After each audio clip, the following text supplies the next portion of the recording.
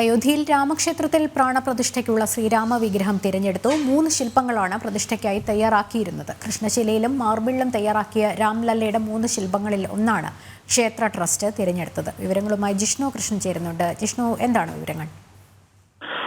ലക്ഷ്മി, അയോധ്യയിൽ രാമക്ഷേത്രത്തിൽ ജനുവരി 22-ന് നടക്കുന്ന പ്രാണപ്രതിഷ്ഠയ്ക്കായുള്ള വിഗ്രഹമാണ് ഇപ്പോൾ തെരഞ്ഞെടുത്തിട്ടുള്ളത്. ഇതിന്റെ നിർമ്മാണ പ്രവർത്തനങ്ങൾ നേരത്തെ തന്നെ നടത്തിയിരുന്നു. 3 വിഗ്രഹങ്ങൾ കൃഷ്ണശിലയിലും മാർബിളിലും തയ്യാറാക്കിയിട്ടുള്ള രാംലല്ലയുടെ 3 ശില്പങ്ങളാണ്, 3 വിഗ്രഹങ്ങളാണ് തയ്യാറാക്കിയിരുന്നത്. ഇതിൽ നിന്ന് ഒരു വിഗ്രഹമാണ് തീർത്ഥക്ഷേത്ര ട്രസ്റ്റിലെ തെരഞ്ഞെടുത്തിട്ടുള്ളത് എന്നുള്ളതാണ് ക്ഷേത്രം trust general secretary Champat Rai അറിയിച്ചിട്ടുള്ളത്. ഈ രാംലല്ലയുടെ, അതായത് ശ്രീരാമന്റെ ബാലക രൂപത്തിലുള്ള 55 സെന്റിമീറ്ററോളം നീളമുള്ള വിഗ്രഹമാണ് തെരഞ്ഞെടുത്തത് എന്നുള്ള കാര്യം കൂടി അദ്ദേഹം അറിയിച്ചിട്ടുണ്ട്. കർണാടക സ്വദേശി അരുൺ യോഗിരാജാണ് ശില്പം നിർമ്മിച്ചിട്ടുള്ളത്.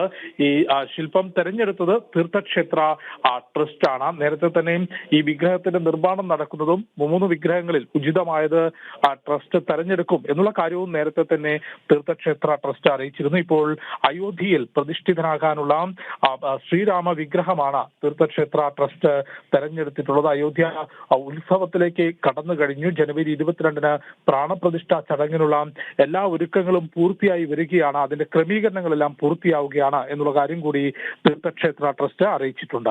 ലക്ഷ്മി, ജിഷ്ണുവാണ് വിവരങ്ങൾ നൽകിയത്. അയോധ്യ പ്രാണപ്രതിഷ്ഠയ്ക്കുള്ള ശ്രീരാമ വിഗ്രഹം തിരഞ്ഞെടുത്തു.